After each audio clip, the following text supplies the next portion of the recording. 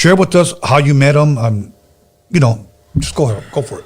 Gee, when I met Toker, I think it was in Rosarito. Okay. And I think we were at the Mayan nightclub or whatever it was.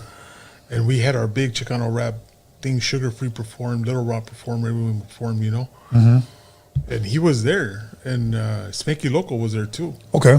So I remember bumping into him. I didn't know who he was in the beginning. Right. But I was drinking, and I came up to him and put my arm around him, gave him a big old hug, said, your shit's a badass shit, you know what I mean? And I told him that, because I remember Carlos gave me showed me his CD. It's the black one with the Brownside with the eagle on the flag on the bottom.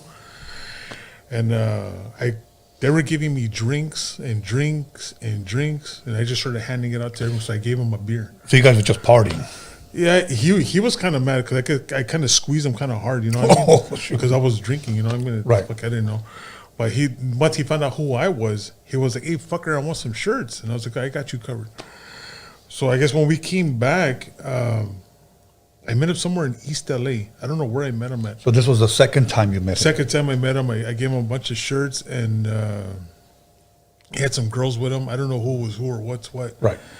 Anytime I meet a group of people and they have women with them, I never, ever, ever, ever, ever, ever, I don't give a fuck. Learn by dad, learn by my godfather, check them out.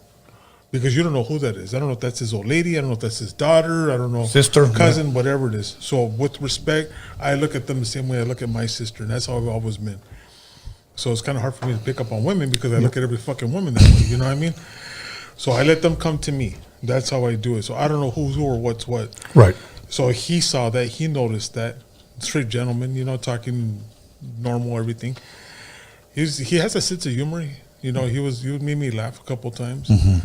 And I was talking to him about dope from Japan, because dope clothes, we were selling our shirts and everything, and I asked him, why don't you sell your shit to dope?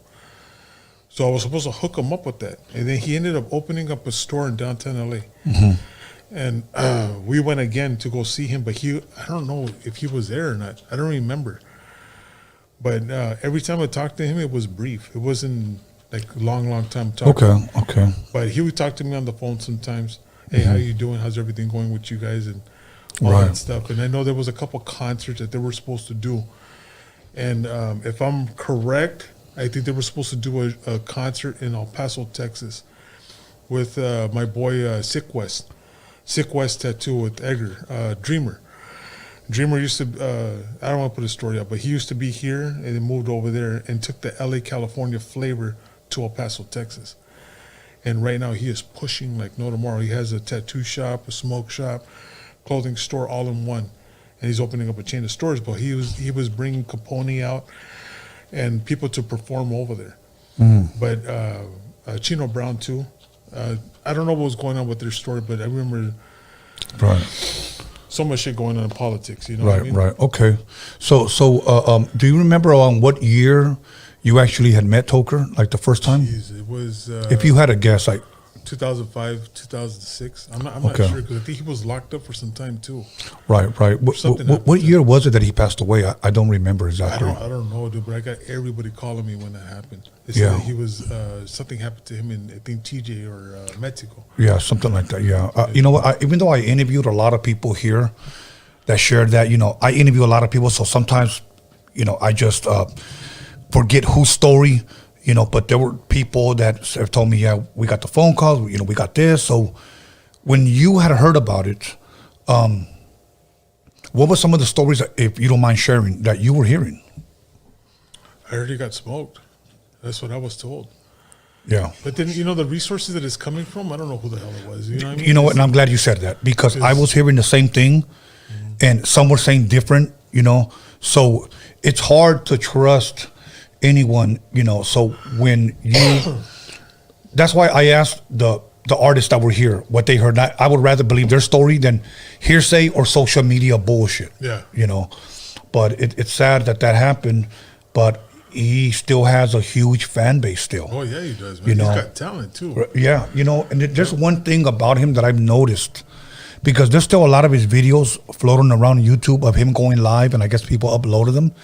He had no problem being bold, being blunt, and calling people out. That's why I like them. Yeah, exactly. He had no problem. Yeah. You know, some people say, well, you know, he went too far. Some people say, no, it's just the way he is, you know, but, I'm you kind know. of like that too, but not an extreme, but like, you know, I don't like to give people fame when they're doing something wrong.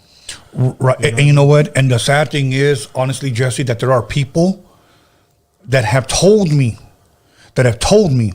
I fucking get off on starting shit on social media. I don't know what the fuck is wrong with you guys, dude.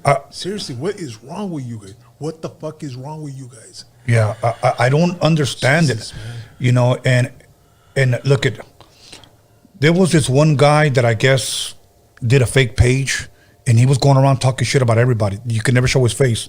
Somebody ended up ratting his ass out and started telling people who it was. Yeah. And believe me, homeboy started hiding for his life. You know.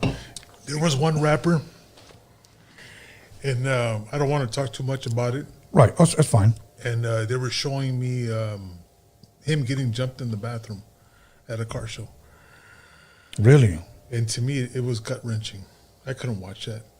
I didn't even know him. I know he's a good dude because these guys were all together at one point, and then they separate because whatever beefs that they get, you know, whatever it is, money, women, whatever it is.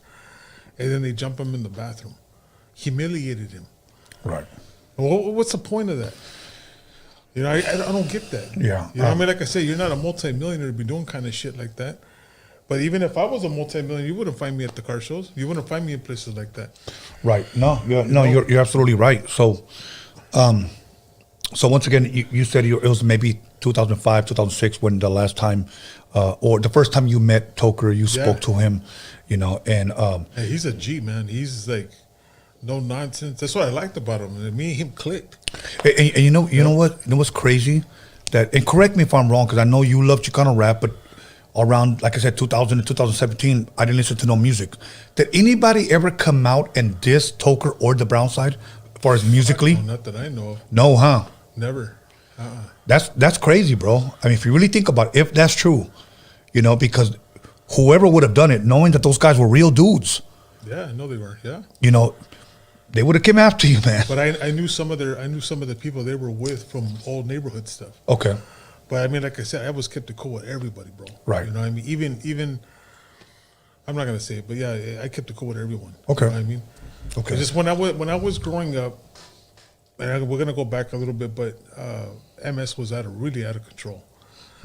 So I grew up right next to the MS. Okay. So man, you know, I'm 14 years old riding my bike, you know, and then I got some fucking guy cutting grass, the jardineros, what do you call them? The gardeners, yeah. The gardeners, The cutting grass landscapers. or whatever, the landscapers, and this guy's coming out and thinking, hey, Ben, quiero hablar contigo. Now, what the fuck is this guy's trip? Takes the Mara Sabatrucha. And I got a 40-year-old man chasing a 14-year-old kid down the street with the fucking machete. What the fuck? That's the shit that I dealt with. Like, I have to watch out because they work regular jobs, but at the heart, they'll drop whatever they're doing and come bang on you. Yeah. And that was the kind of shit that I was like, what the fuck is going on? Even at 14 years old, I'm talking like this. And I'm Right. like, I don't understand what the hell the problem is, you know? I'm not doing nothing. I'm not flying colors. I'm just a regular kid. And I didn't dress like a homie. Hell, my parents didn't let me dress. I went to a Catholic school, once again. You know, Right. but I was around it. Right. You know what I mean? And that was a problem. It's like in certain places you went in LA, you had your clean pockets, like a real nice neighborhood and bad neighborhood Right, and all that. right. Then when you go to the markets, you go to the church, you go to the bank, you go wherever it is, you bump into everybody. Right. You know what I mean? You know, I'm glad you shared those stories about Toker. You know, I'm glad you did. You know, whatever, even if there was just a few you actually met him. I never met the guy. You know, I wish I would have. You know, Yeah. I wish the guy was still alive. You know, but unfortunately he's no longer here. So rest in peace. He's like an inspiration because not with the gangster, but all that. But when I saw the Brownside store in downtown LA, He was an entrepreneur. I was like, God damn, that motherfucker beat me to the punch. You Right. know? That shit was Right. tight, black, brown side as big as you can see it. I just wanted to stand there. I just wanted to stand under the sign. That Right. was just fuck. That was badass, dude. And I give him props for that. Dope. You know what I mean? That's the one thing I give him props on. You know? Absolutely. Now, today, do you still listen to Chicano rap?